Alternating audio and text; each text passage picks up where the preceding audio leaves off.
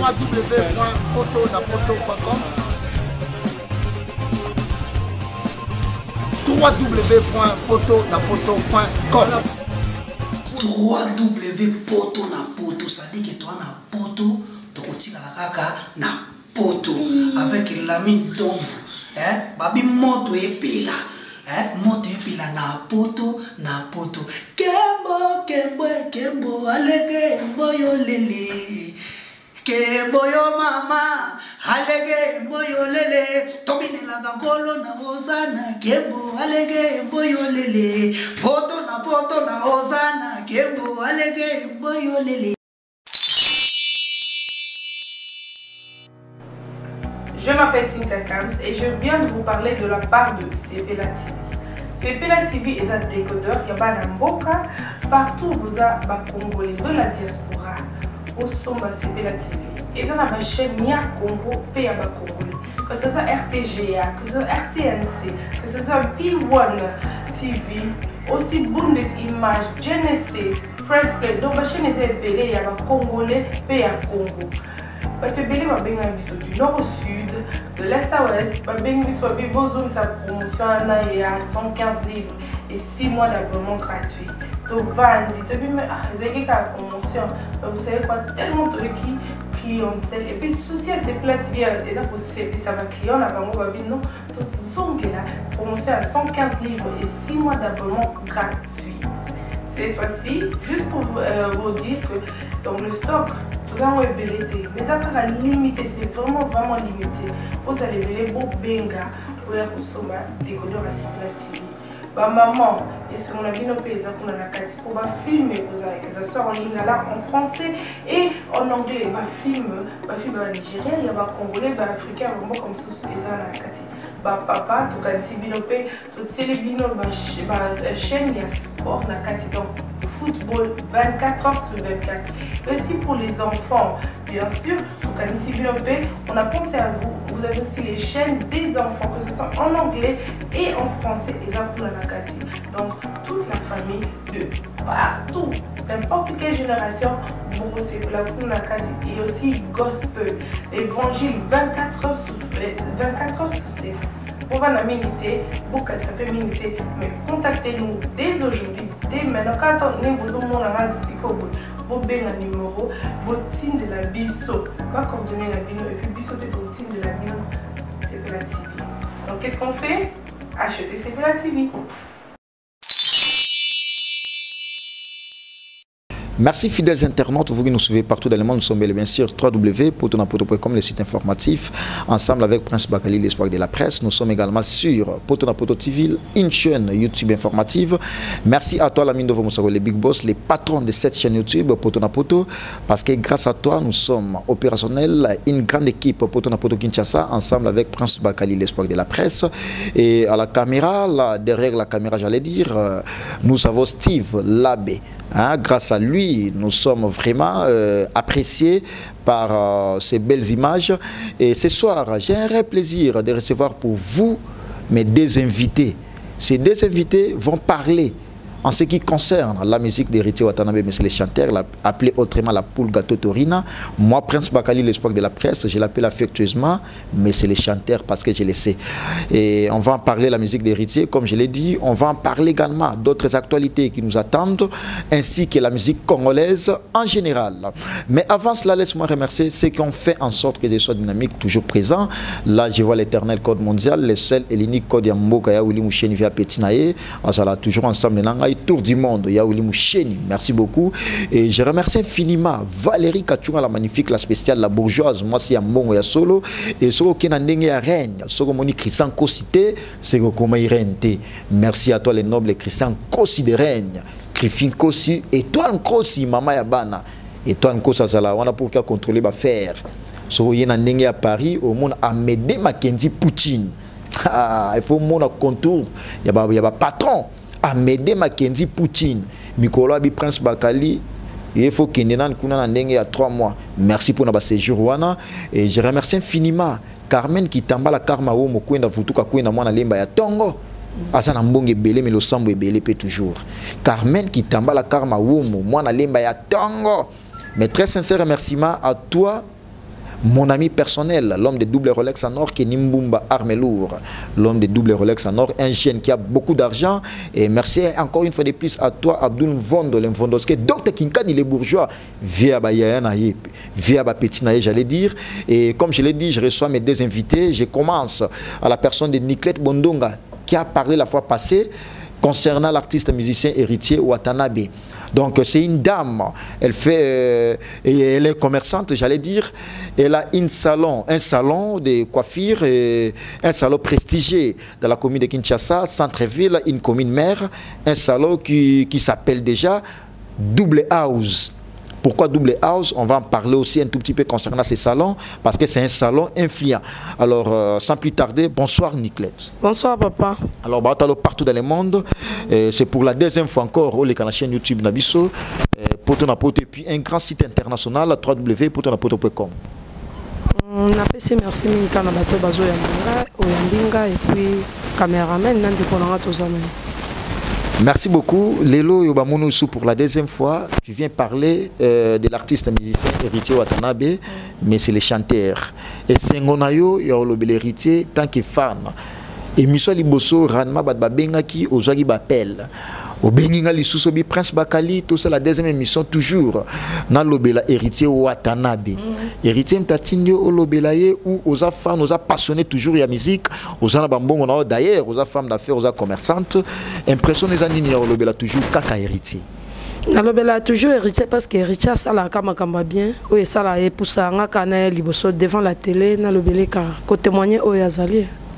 Alors, musique héritier pour Nayo, Toko Tambalamoko, c'est une musique, comme lui-même le dit toujours, c'est une musique intelligente. Alors, dans quatre musiques intelligentes, toi, Nayo, Loko la moisi.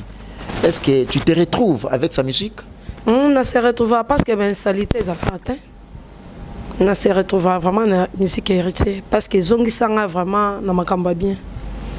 Ils ont vraiment bien ensemble avec Batonios qui sont partout dans le monde. Il y a Willy Moucheni, il Carmen Kitambala Karmao, Valérie Kachunga, moi aussi, Ambong Ebele, Bazotalayo. Nini Oyo bénéficie de la musique. Voilà, si on peut peut-être en savoir un peu plus parce que c'est une musique intelligente. Nakati ya intelligence ou anayo particularité Oyo bénéficie nango etikali bénéfique pour nayo ezani.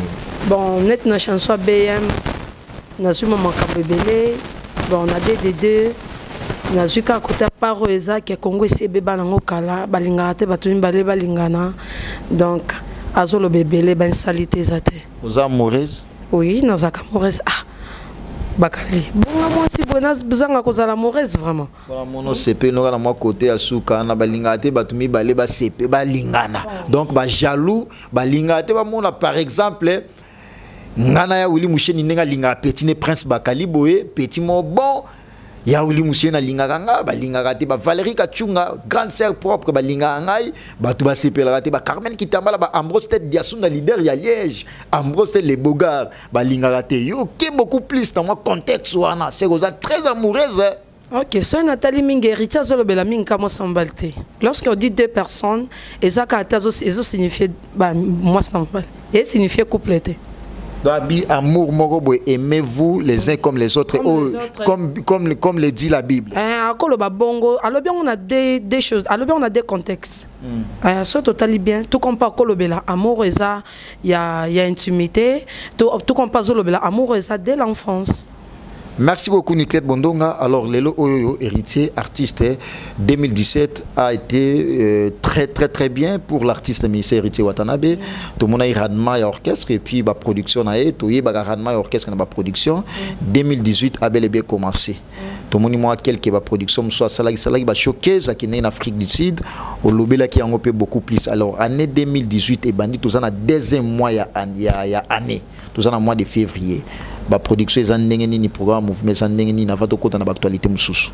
Bakali na sepelelo au mon cas pour na kota la héritier boye 2018 et banda bien makasi. Pour azu moi bapel ebele talaka na 2018 au kara dans ce je crois bien na ba février awa bon ça zo voyage azo kenda Angola et puis on a des productions qu'on a.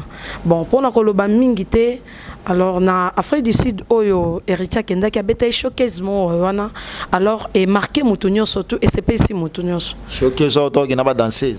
Oh Kenda qui a même moi bada quelques ba danseuse mais tika ba musicien. Ah mais maki ponde na c'est bien la fois passée que Azali. Ah comme même Moutounios so yazana pour ça parce que yé Moutou ah kamba la timo tatala la timo eza bien éducatif. Ah oui, mais Héritier Watanabe. Alors, on a la production en lobby Afrique du Sud. Tu as une information à donner par rapport à l'Afrique du Sud encore? Bon, on a une information, Moussous n'a pas ça. Dengue Héritier Watanabe a salaki choqué Zouana, en tout cas, et marqué tout le monde. Alors, on a deux sœurs, au Baucho Benga, bazapé, grand prêtre, na sali bango à passant. Et puis, bango ba ibisinga ke babi, ba okiko benga, ba sala ndenge nini po ba benga liso Héritier Watanabe, ba produire afin qu'azonga lisusu na Afrique du Sud pour nous ça bango subola moi auto ça bango la fois passée. Des choses que je suis de comprendre bien par rapport à Malobanayo, ensemble avec Batonio Stubota partout dans le monde, la mine de Fomosakoli, Héritier a encore sollicité dans l'Afrique du Sud parce que choqué Zouane Tika Bango na posa, maintenant ba lingaba bengi saye pour une grande production avec tout son orchestre. OK, bazo préparé pour ba bengi sango parce que ngana zo qui appelle wana. Nazo appelle wana ba bisinga ke bazo bengi saye. En tout cas Héritier Watanabe d'ici là à Ouakaliso pour l'Afrique du Sud.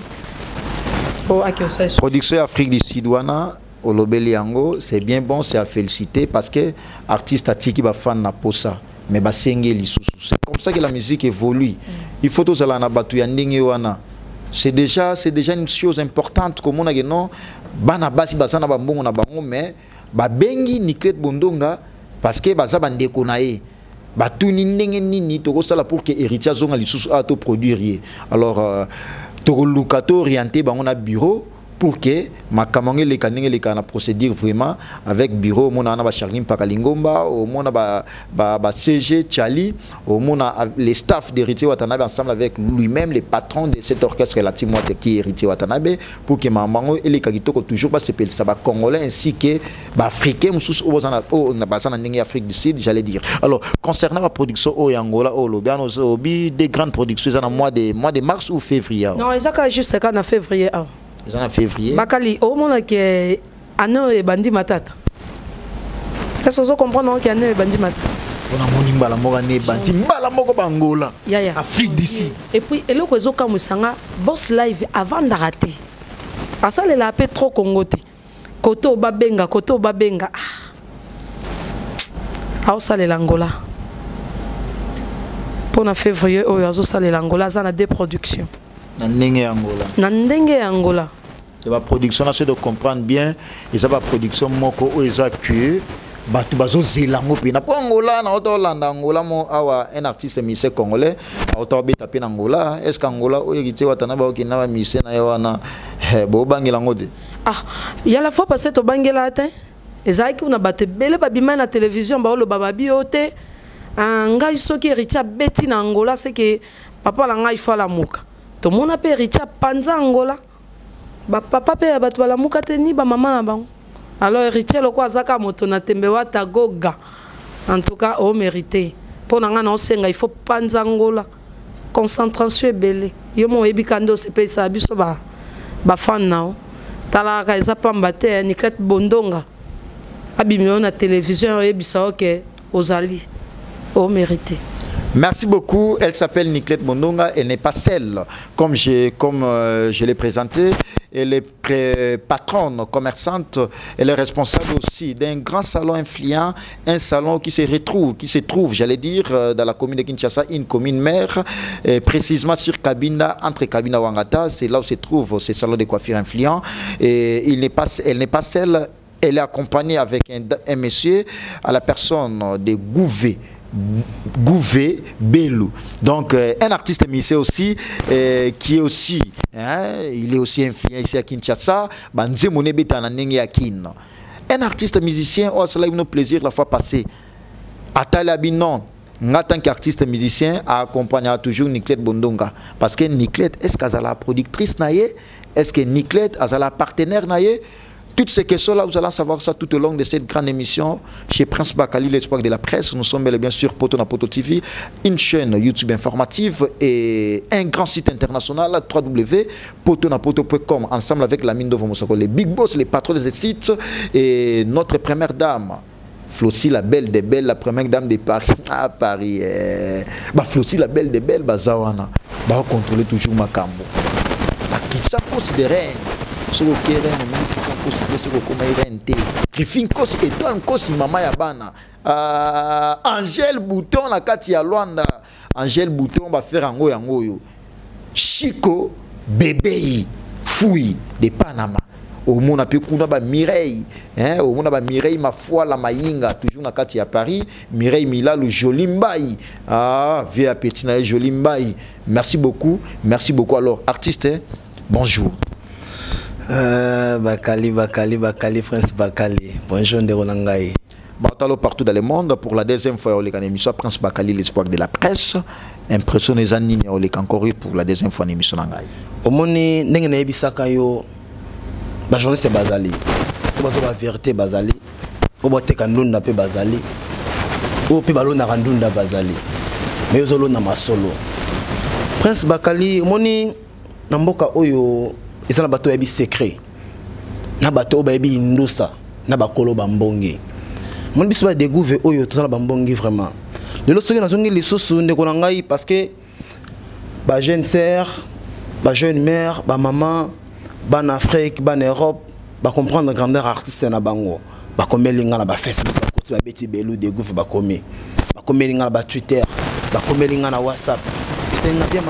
Et puis émission na kata ote émission to sala na zoga appel mo spécial et où taï en direct il y a États-Unis moi si à Pembe Berodes ya Pembe il y a en États-Unis à Bengai Prince Bakalabi mais c'est une très belle émission artiste wana tant qu'artiste musicien mais a évolué dans la team Watate mais à l'obeli makambuya la team Wata, c'est une chose encourageante. Comme on a artiste, artiste mususu na émission spéciale kaya musiciana, c'est une chose importante. La polémique à Bouzo Bawana, hein, ya bakali na biso déjà kufa. Le truc betande ndule, yembande, betandule nde binande. Lelo yo so totali musika ko bande so ba pisqueur ba flavor. Parce que les gens solo pour ni bande ko bazo solo là. Maintenant Nathalie na mboka na ngai ndenga kini zanga de gouv de best ba master Côte d'Ivoire ba yebi Afrique ba yebi ki artiste ozo simba masolo zangai. Nathalie pese mo pense ndeko na ngai mettre goga na artiste azo solo bien et pour ça la musique est bien. Pourquoi pas na me ko pour ça mais la vie na ngato me ko solo là tout ça ba inosa. Moni musique oyo de cela comprendre mais par rapport à Malobanayo au poussani pe héritier watanabe pour que au beta featuring ou au côté en orchestre na parce que na ninga king déjà ba chana même dans la boîte beta dégâts so yo qu'est-ce que tu en penses au juste à ce qui concerne la musique d'Héritier Watanabe? Tu veux faire un featuring avec Héritier Watanabe ou oza na posa au côté na kati la team Wata mulor lobi wana lelo ko mena ba artiste congolais nyoso artiste nem ba vie belé na kati album na ngai oyo na benga la tombe à 5 continents en prison break nem ba vie belé na mboka oyo mais mettre go ganzo solo là moni kutolobela ga bimate chanson nezo beta nezaka eloko moko promotionnel album noti lelo bimagate ba tutu ba yebi moni mambolobi oyo ndeko na ngai esalinga so passe donc singa na passer lokola mutagi na pota ola museba pota album oyo na bakinga mo funa réaliser album na ngana silisa yango moni ba vie mususu wabeta basango na kati ya RDC ba sel ba label omona ke ongande nazana mbongo mingi pamba artiste congolais ongande grand prêtre ongande moto na zaso ko sommet ba vie banani oyebi nga côté ma mwana ko mema kuna te pona la curie na la curie c'est ça polémique c'est mon monsieur s'il vous plaît c'est ça polémique ngana la curie s'il te plaît tango zolo baba vie mususu au se référer au pencher beaucoup plus nanani omoni makambo oyo V1 pasa zala zo ebangai ebiki artiste wana linga te vie wana na linga ka kombo ya mutu parce que eza émission mo sans polémique ningo lobby wana koma mutango nani lakini awa ya jo bakali oyebi bien ngai na ndina otambola hein ba viol ba nso ba mbongo o ba koki ko bazo kangisa ba trop bikena kini ngwa société ozo finga to zolo ba réalité na tuni nani wana bikena kini ngwa société ba ba kangisi yo pour ça na mbongo c'est to sauter page wana alors to revenir parce que to so lango bien té on va s'il te plaît on va faire ça dans une émission spéciale mais au moins question ngeza par rapport à Héritier Watanabe tu penses quoi tu comptes faire quoi avec Héritier Watanabe un featuring ou ozo compter au côté na Latim Wata nazo compter na kota Latin Wata et puis na l'élection na beta featuring na lukana travailler na venanga parce que venanga za ba indosa faut travailler na venanga puis aba accepter ba indosa moko boy parce que moni musique on ba ki bango bazo kota ba artiste économique bazo kota ezanda ko ngana vandaka musique urbaine et le coup là-bas, Serge Benoît qui n'a la côte va respecter Belo de Gouv de Best parce que par rapport à la musique, dans la commune à travers na DJ Arafat, à moi qui était pétuant dans la musique, na Brazzaville na coûté n'ande konangai oyo à travers bien à Emenzembo avec école ou bana avec école nani à sa jeune frère vraiment na bossa ni combo et moi déjà on comprend des cas raison voilà na coûté raison voilà tout solo ben ndou ça na kasami de droit travailler bien abina ki Nathalie qui par exemple master basé bien bazo bosser bien et puis ba vie bazo bosser bien na moni qui vient nga watana ba solo la bien au moni le petanga mutu na kota ba répétition belé na vie na banda kokola na mona ba leader moko te azo panza mbongo na répétition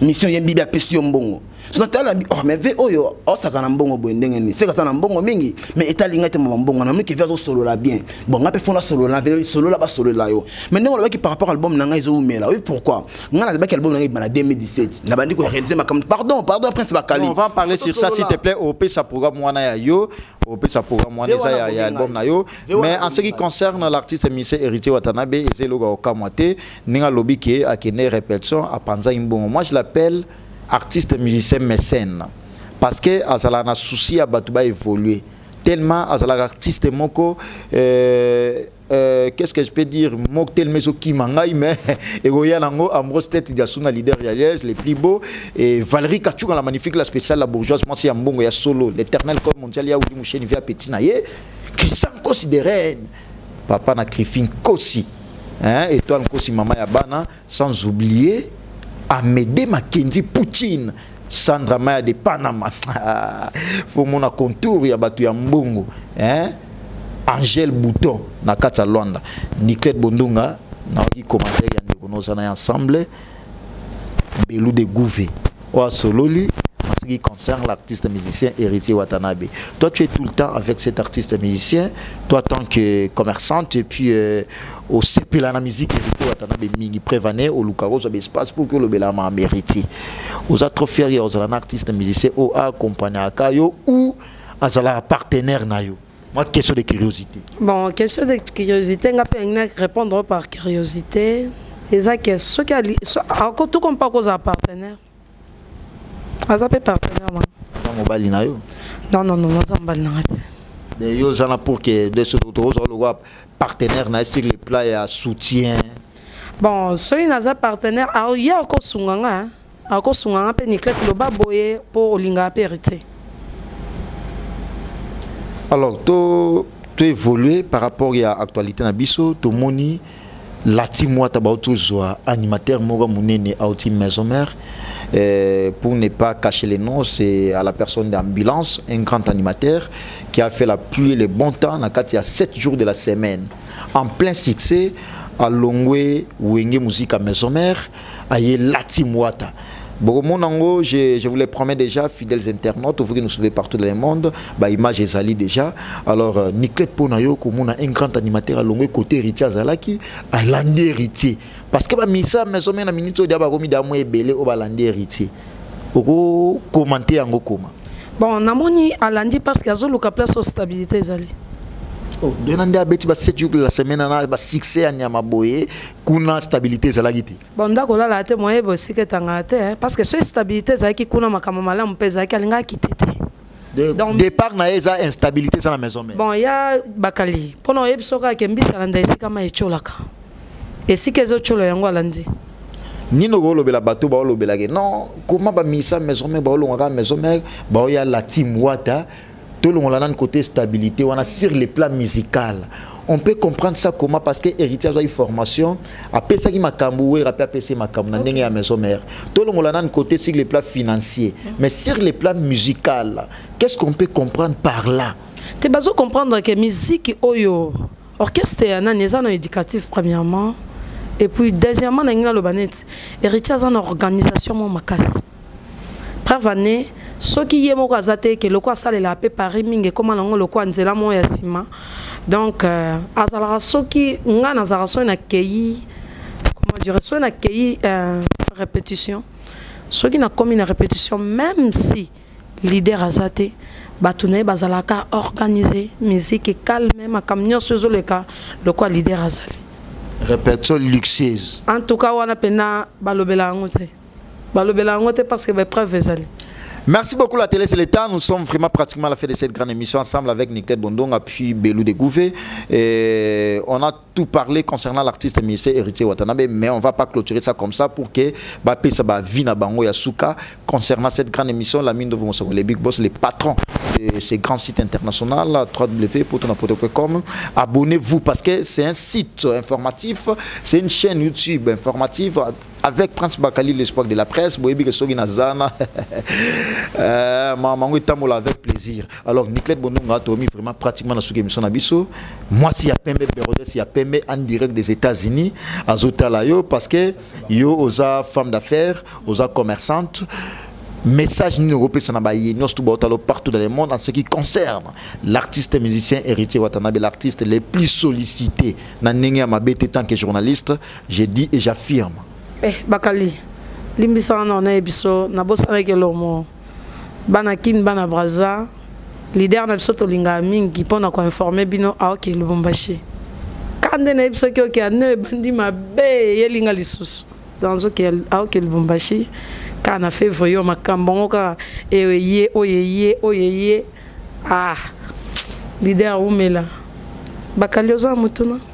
Est-ce que Mamondo Zoloba Obo Niclette Bondonga Tebi non na bana baso baza influence na ninga la team wata ba omona ba Karine Mokondi la ba wan bazana est-ce que yo okoka Mambo Zoluka oh na lukani Tebi monde musique ndenge zana yo zano fan ya Héritier Watanabe mais ozoleka na be miso est-ce que ebi non ba orchestre belé pe bakana bato bangela ngote ke nota mwana nzela bebu bakale est-ce que Richard Zara mutuame so mais comme une négativité Héritier tambolaka na positivité ndé moka biso batnae faut tambola toujours na positivité. Merci beaucoup, elle a été intelligente avec sa réponse. Belou de Gouvé Tomi vraiment pratiquement dans ce que nous sommes maintenant au la Niclette Bondonga. Message nous à Souka par rapport il y a entretien dans le Lelo, mais je crois bien comme j'avais promis aux fidèles internautes qui nous suivent partout dans le monde que dans une émission spéciale pour que tout cela en ce qui concerne Belou de Gouvé l'artiste musicien au Chanae et Zobeta na ningi yakin awa to tambola tambolaka. La fois passée na beta tour na ningi à quelque part na oga ishane Zobeta. Raison pour laquelle na bagi na ko invité tout cela en ce qui concerne chanson na beki album na ezo traîner message ya Souka par rapport à émission lelo. Ouais, message nangé zali bolingola premièrement makambo to lo barato sale la yango. Surtout zo barato sale la yango te eza passé. Biso to za bato to zoya na génération ya lelo ba petit be bakoya faut biso beto tikela bango temps. Ba be bazali boso batikela biso temps. Musique oyo to betizaka musique. Na koki koloba boye ndenge na merci na d'abord premièrement la venanga James Kabengele grand prêtre oazo soutenir petit nae na musika j'espère mo yebi fo mo na PV James Kabengele la solola mais bi que grand prêtre yo prince Bakali ko fo mo na o mo na ye na bi que za muta be Willy Mosheni code ya mboka wana code ya mboka 0000243 Willy Mosheni code ya mboka on a vu na biso grand prêtre ils appellent le code associé na lingwa la o mo na James Kabengele yenda simbelingwa ba prêtre bazana bango metona prêtre mo na lingwa James Kabengele donc c'est le quoi la prêtre musicien makasi on me connaît respecter makasi oyo azokota na parler pour défendre le peuple congolais mama Zaina Mvwama Nicole ye moko Mvwama ba Morgan Paradis bangonde bazaba na Mvwama lokola papa Jean Mukanda papa on avait un prêtre yenda zo balola yenda simba générique koto ya mama Zaina Mvwama Nicole. Alors ba dédicace no pèse na madame parce que tu épuisé vraiment minute na biso s'il vous plaît. Na pèse na Johnny Augusto ya zali mwana ya Londres kota Londres sona moni mbala moko na mona ka mbala moko na pèse ba na Paris Mbote na pèse Rose Mbote Endurance Leader Rose Mbote na pèse ba tout ba selenga ba demande na Facebook o tout ba ya basi ba selenga ba demande o tout ya miba ba selenga ba demande na le libino fort malgré tout na kangi ba komba ba to nyoso te na numéro na ko pèse numéro hein. Wana nakopesa numéro na ngai ezali plus 243 ya Willy Mosheni code ya mboka 089 73 87 857. Plus il y a Willy Mosheni après. Plus il y a Willy Mosheni 89 73 87 857.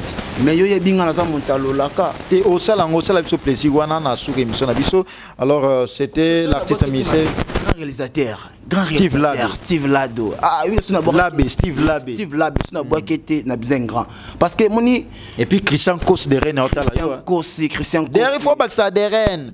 Christian Kos de Rennes, il a dit que Azalana ba Amédée Mackenzie Pouti. Et le copain, yo sali loko la Bérodès, moi si a Pembe. Et puis Amédée Mackenzie hôtel yo. Grand prêtre Amédée Mackenzie. Poutine. Alors, lui il s'appelle Belou de Gouvé et nous sommes arrivés pratiquement à la fin de cette grande mission, mais au moins Nickel Bondonga patronne, il y a salon influent, un grand salon qui se trouve précisément dans la commune de Kinshasa, une commune mère, une commune où ils ont place au Makambo, commune qui est au monde va Charline Pakalingo bazala wana, au monde va prêtre Makas bazala na commune Akin parce que c'est commune mère.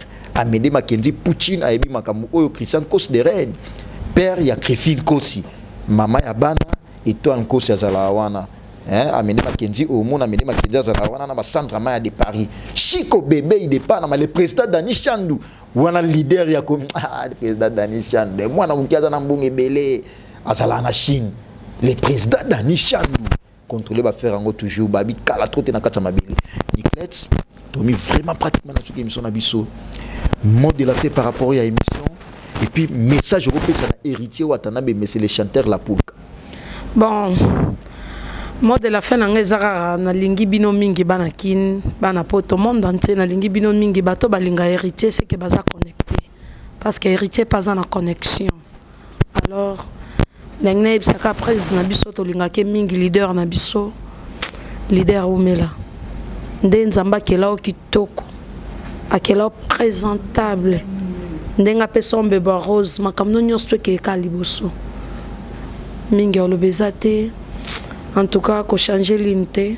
C'est comme si dans mon nom, Lili a dit quel bon nom. A changé l'unité, a changé l'unité. Azandenga zali, il faut nous concentrer. Na fille ambangate, na fille olobe bien. Pour héritier comprendre que t'es, ça va fille bien balobe la raille. Olobe la musique intelligente. Tant que la musique intelligente. En tout cas, on le bel. Vous allez comprendre bien. Vous allez moi clic question moi il y a souka une petite question. Vous allez clic moi il y a bentelo. Même bino ba fan vous avez bentelo. Magali. Oui bi que leader yo zo surprise moko e comme ça. Ba c'est pas dessiner longina. De wana lozo kano ça les héritiers. Eh, to dessiner longina. Héritier Watanabe. Et puis on a zobenga bana ki on a salon na yo na kata na salon au monde na musique héritier Watanabe. Oui na tango si to ba DDD. Bangela te ba fan ba client na yo na ba client musuba ki non mais salon na peut-être. Mais leader aza moto na tembe. Ba client nga pe bazala bato na tembe. Ba na clientèle. Ah tete wana jete. Taka tolanda ya héritier. Na pas mo na mukolo botama.